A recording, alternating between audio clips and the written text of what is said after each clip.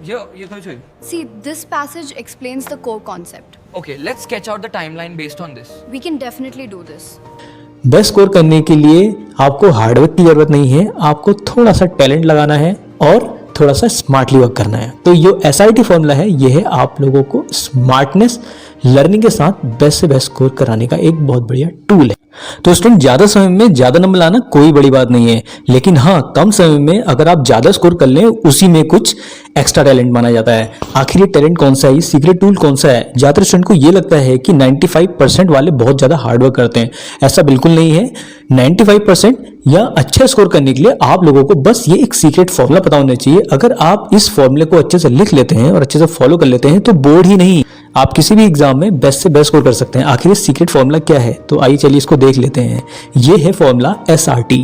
जी हाँ, SRT में सबसे पहले जो S लेटर आता है यहाँ पे, इसका मतलब होता है सब्जेक्ट का या किसी भी टॉपिक का डिवीजन।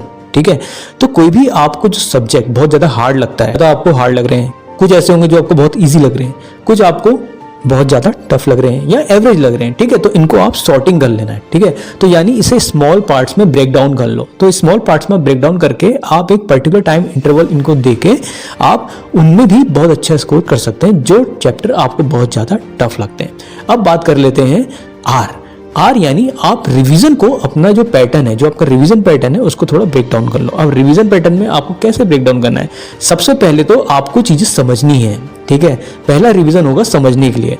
दूसरा जो रिवीजन होगा, जो आपने चीजें समझी हैं उसको लिखी हुई चीजों को आपको अच्छे से क्या करना है, लिख के रिवाइज करना है। ठीक है, और तीसरा तो भाई जो आपका अल्टीमेट जो रिवीजन रहता है वो रहता है आपका कैसे वो माइंड में रिटेन हो पाए। और एक चीज बता दूं मैं आपको, अगर आप स्टार्टिंग के 2 R को फॉलो कर लेते हैं रिवीजन के, यानी कि पहला समझना, दूसरा आप लोगों को लिख के आपका वो रिवाइज करना है, अगर ये 2 चीजें आप कर लेते हैं तो आपको वो चीजें लाइफ टाइम याद रहती हैं। ठीक है, तो तीसरे स्टेप में आपको आने की जरूरत ही नहीं पड़ेगी रिटेन करने की, क्योंकि ऑटोमेटिकली वो जो कॉन्सेप्ट होंगे आप लोगों के माइंड में रिटेन हो जाएंगे।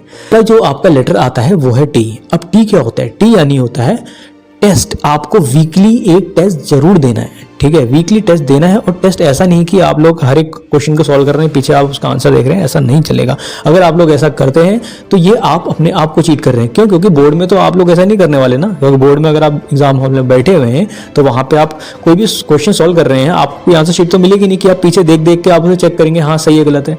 तो आपको सेल्फ इवेल्युएशन करना है टेस्ट के बेसिस में। तो SRT सबसे बेस्ट फॉर्मूला है जो कि मोस्टली जो टॉपर्स होते हैं वो अप्लाई करते हैं। आप भी इसको अप्लाई कीजिए और बताइए आप लोगों ने उसको फॉलो करके क्या गेन किया।